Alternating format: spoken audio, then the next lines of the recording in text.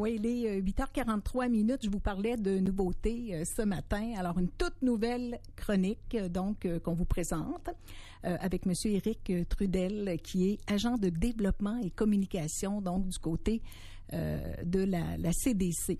Bonjour. Oui, bonjour Mme Bouchard. Bienvenue.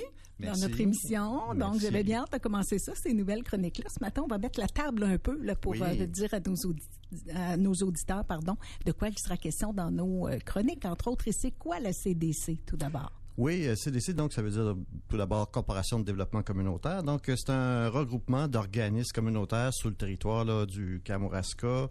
Bien sûr, notre rôle est un peu de faire en sorte que les organismes communautaires travaillent en partenariat, qu'ils puissent, on leur donne du soutien, par exemple, quand ils sont en période de développement ou alors ils ont besoin de trouver des nouvelles subventions, etc. On peut les accompagner là-dedans. On donne des formations. On fait la promotion, bien sûr, du milieu communautaire.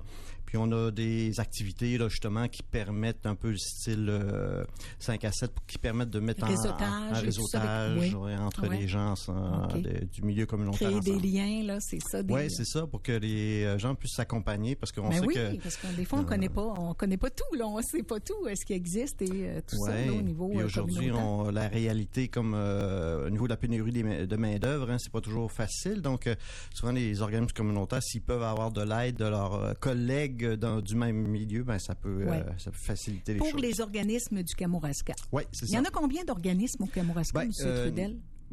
Au total, nous, on a 32 membres, mais il y en a pas nécessairement il y en a d'autres qui sont pas nécessairement membres, là, mais qui sont aussi des organismes communautaires. Je connais pas le nombre exact de tous les organismes communautaires du territoire, là, mais ce qui est de nos membres, là, ils sont au nombre de 32, là. D'accord. 32. Donc, vous êtes situé ici à la Pocatière? Oui, c'est ça. On est dans les bureaux là, de la commission scolaire, là, dans le même service, locaux du service d'aide à l'emploi.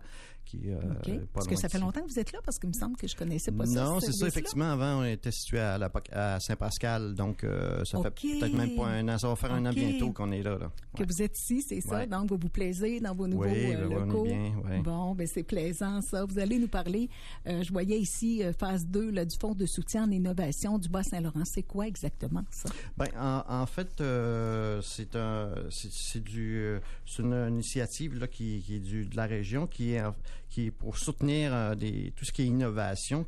C'est un appel de projet, en fait, qui est disponible pour les petites moyennes entreprises, mais aussi pour les organismes communautaires, les milieux municipaux, ainsi que les communautés autochtones. Là. Il y a un montant autour de 990 000 $ qui est une allocation qui est disponible, là, qui peut servir à développer un projet en innovation là, sociale, là, que ce soit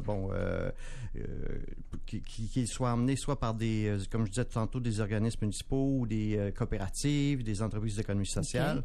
Alors tous les critères puis les documents, là, parce que le dépôt de l'appel de projet c'est quand même très bientôt. Là, ça se termine le 27 janvier. Alors si vous voulez justement peut-être avoir un petit peu plus de détails là. C'est de vous rendre sur le site là, du collectif régional de développement, le CRD là, du Bas-Saint-Laurent, sur lequel là, vous allez avoir les informations là, pour avoir accès peut-être justement à ce fonds-là qui s'appelle le Fonds de soutien en innovation du Bas-Saint-Laurent.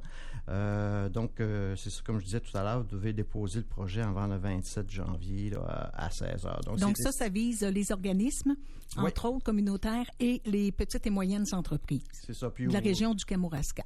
Ouais, de tout le Bas-Saint-Laurent. Du Bas-Saint-Laurent? Ouais. OK, c'est pour tout le Bas-Saint-Laurent, l'enveloppe budgétaire là, pour celle-là, c'est tout le Bas-Saint-Laurent. C'est pour favoriser la commercialisation de produits puis des services un peu innovants, un peu différents. Là, est-ce que vous avez des exemples, M. Trudel, d'organismes ou d'entreprises qui ont pu bénéficier de ce programme-là? J'ai pas vérifié cet aspect-là, là, mais je pense qu'il va sûrement avoir des exemples là, des projets parce que c'est la phase 2 de ce fonds. Donc, il est possible d'aller voir là, ce qui était offert. Là.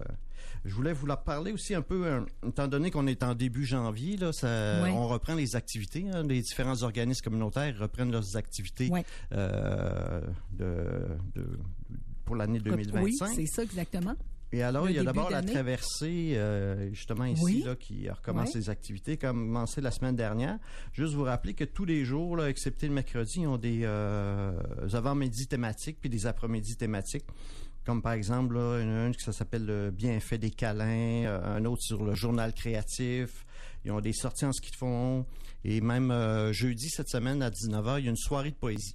Alors, à la traversée. Okay. Est-ce que c'est ouvert à tout le monde pour cette soirée? Oui, bien sûr, c'est ouvert à tout le monde. Tout le monde peut y assister. On rappelle que c'est un organisme qui vient en aide aux gens là, qui ont des problématiques ou qui ont déjà eu des problématiques de santé mentale. On le sait aujourd'hui, là, c'est en augmentant aussi ces problématiques-là. Hein. Effectivement, surtout depuis qu'on a eu la pandémie. Là, effectivement, il y a eu une recrudescence. Oui. Un autre organisme qui a repris ses activités, c'est le Centre Femmes La Passerelle du Kamouraska. Oui, avec un beau calendrier d'activités. Oui, vous avez vu passer ça, j'imagine? Oui, exactement, oui. J'en ai parlé la semaine passée. Ah oui. Donc, beaucoup d'activités. Effectivement, il y a du yoga, il y a des rencontres interculturelles, un toast café, des ateliers d'art, de textile. Alors, c'est vraiment assez diversifié.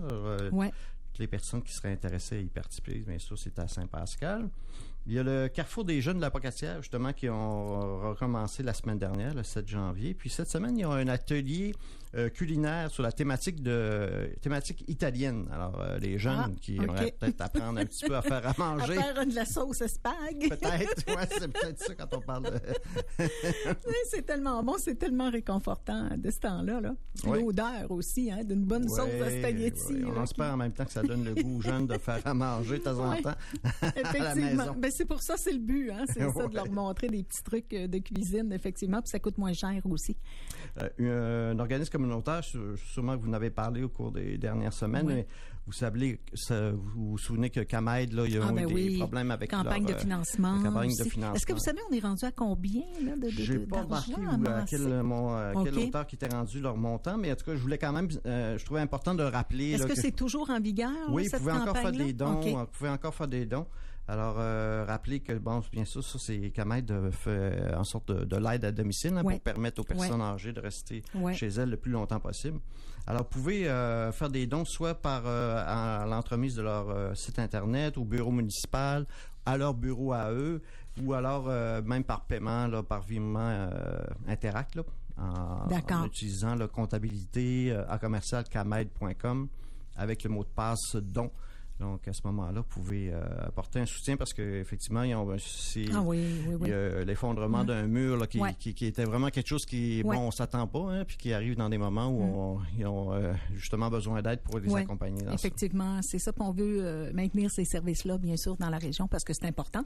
Comme vous dites, pour aider les gens, pour les aider à demeurer le plus longtemps possible chez eux, hein, c'est ça. Ils offrent beaucoup de services, pas seulement que le ménage, là, mais il y a bien d'autres services aussi.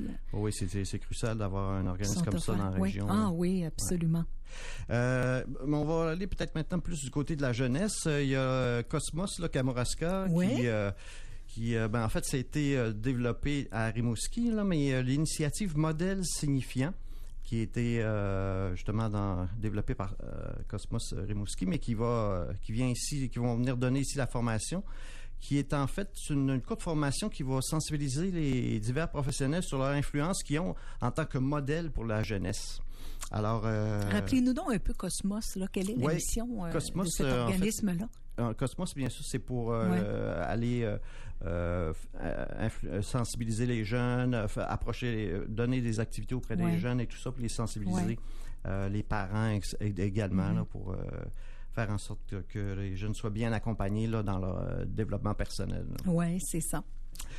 Cette formation-là, elle va mettre l'accent sur l'importance des parcours, là, des différents types de parcours que les gens peuvent avoir, là, que les défis scolaires que les jeunes peuvent avoir, et aussi l'importance du discours des adultes, là, si on accompagne les jeunes, par exemple, dans le milieu scolaire, si on les côtoie dans un différent milieu, ben c'est peut-être important, effectivement, de leur donner de montrer un modèle positif. Là, Oui, absolument. C'est primordial. Hein? C'est important de faire ça. Ça va avoir lieu à quel moment, cette rencontre-là?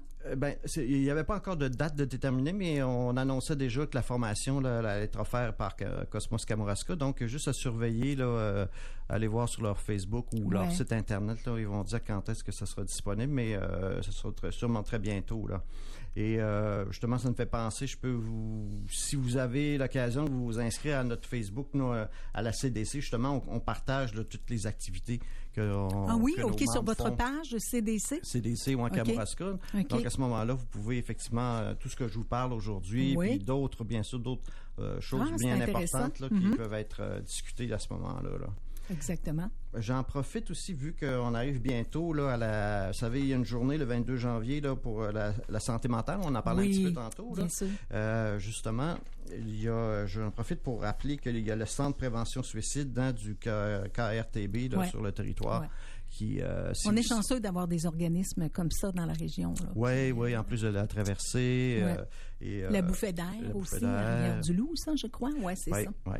Exactement. Juste vous rappeler que si jamais vous-même, vous avez des difficultés, il y a un numéro de téléphone là, que vous pouvez appeler, c'est le 1-866-APPEL. Donc, c'est 1-866-277-3553.